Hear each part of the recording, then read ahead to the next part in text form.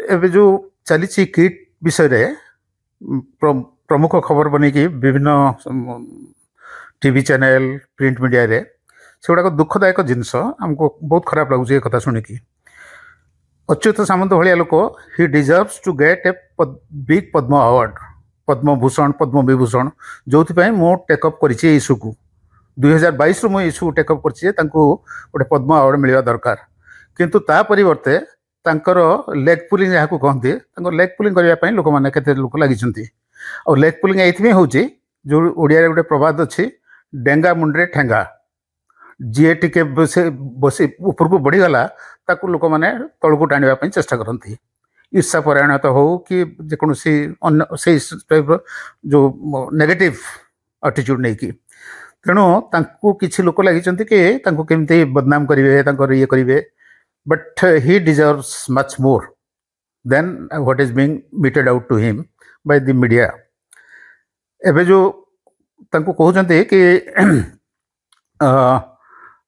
इमती कले सेमती कले बदनाम है सी है तार सब तो मुझे डिटेल्स कहि। मु actually I am planning for a media conference media interaction at Bhubaneswar. मुझे जो भुवनेश्वर को आसबि और से विषय मुझे डिटेल्स कथबार्ता करी। किंतु एगुड़ा सब अवास्तव कथा जो विषय जो लगा जाउची विभिन्न प्रकार अभियोग लगा जाउची सेगुड़ाक बिल्कुल जो गोटे गोटे एग्जांपल मु दउची जेमिति एबे कहते ये जो इनसीडेंट रे जो माने स्टाफ माने कि ये कला किए भूल कले सी कला ठीक अच्छे से भूल कर डेफिनेटली। किंतु तापाई अच्युत सामंत को कहीं ब्लेम करेंगे।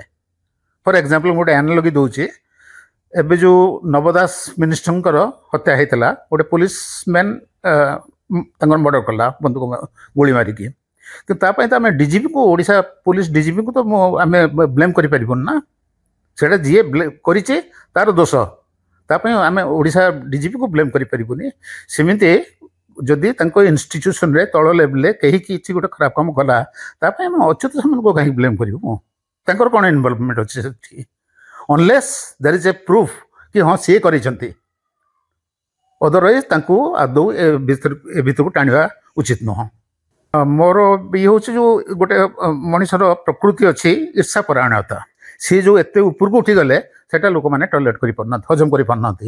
यहाँ हूँ ईर्षा परायणता लेग पुलिंग करने चेष्टा कर नथिंग बट लेग पुलिंग और से अन्य माने इाड़ू से ये करके फसैवा चेष्टा कर हाईली ऑब्जेक्शनेबल।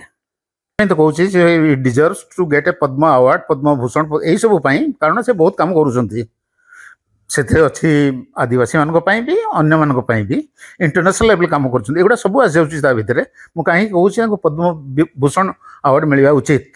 ये कहूँ कि जो अचिवमेंट अच्छी जो कम कर बट गोटे गोटे कम कहले तो बहुत जिन एवं सारांश में कहना चाहूँगी एत कम कर he deserves a Padma award and Padma Bhushan at least not even Padmashri Padma Bhushan Padma Vibhushan ये डिजर्व कर लोक मैंने आम मु तो चाहिए मु तो सरकार को लिखी पद्म भूषण दि जाओ।